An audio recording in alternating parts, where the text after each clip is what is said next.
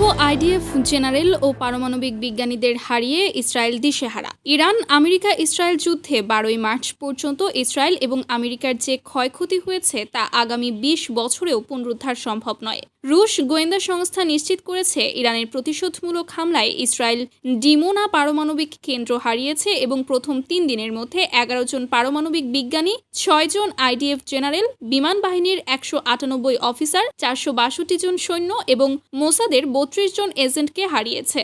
এর পাশাপাশি যা আমেরিকা প্রকাশ করেনি তা হলো 200-র মতো মার্কিন সেনাও মারা গেছে ইসরায়েলে। ইসরায়েলের বাইরে অন্যান্য দেশেও প্রায় 160 জন মার্কিন সেনা মারা গেছে। হতাহত হয়েছে অসংখ্য মার্কিন ও ইসরায়েলি সেনা। এছাড়াও ইহুদি বসতি স্থাপনকারী মারা গেছে 60-এর ওপরে। রুশ তথ্যে আরও জানা যায় আমেরিকার অবস্থা ভিয়েতনামের মতোই হবে। এই কদিনে ইরানের দেওয়া তথ্য মতে যে পরিমাণ মার্কিন সেনা হারিয়েছে তা 1,500-এর মতো।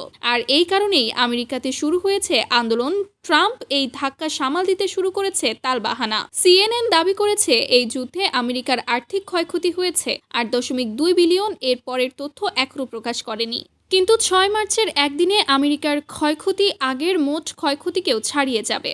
মোটামুটি এ পর্যন্ত 20 বিলিয়ন ক্ষয়ক্ষতি হয়েছে। তবে খুশির সংবাদ হলো জীবনে এই প্রথমবার সৌদি পররাষ্ট্র মন্ত্রণালয় বিবৃতি দিয়েছে মধ্যপ্রাচ্যের সকল অশান্তির কারণ ইসরায়েল। ইসরায়েলকে বিষ ফোঁড়া বলে সৌদির বার্তায় মারাত্মক ধাক্কা খাবে আমেরিকা। একাধিক আন্তর্জাতিক বিশ্লেষকদের দাবি এই যুদ্ধ যদি দীর্ঘ হয় তাহলে আমেরিকা এবং ইসরায়েলের ক্ষতির সীমা ছাড়িয়ে যাবে।